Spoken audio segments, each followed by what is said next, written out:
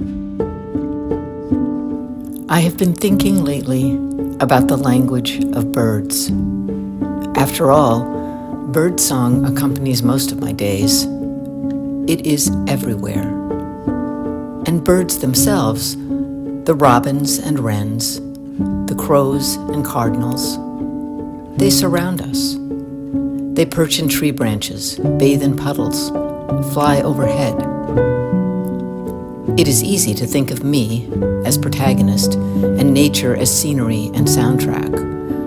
But what if I am the incidental one? What if I am scenery and soundtrack to other narratives? Consider the birds.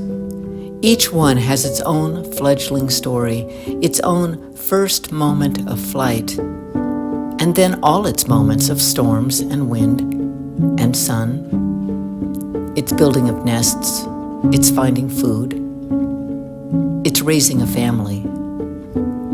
Birds populate my art and my poems, as do leaves and water and trees. Birds call out, and I listen. The sky calls to the sea, and the sea listens. I am, as the bird tells me in my poem, as common as air. All of my life, I have been searching for the who and why of me. And now, in my aging, anxious body, I find that my imagination might be more real than my flesh and bones, more true, more accurate. The bird in my poem talks to me.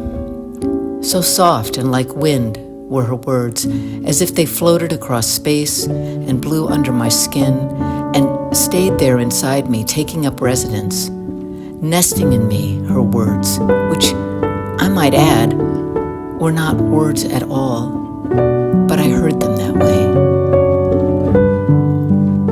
In my soul searching for relevant memories, for some sense of what makes me what I am, for some way to make sense of an often cruel, sometimes kind humanity, the answer has always been right there in the trees outside my window.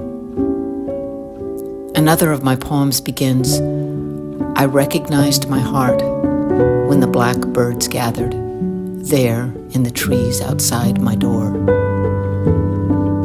Maybe I want to know the language of birds because human language fails us all. But in the language of birds, trees, air, dirt, and water, that is where we recognize our hearts.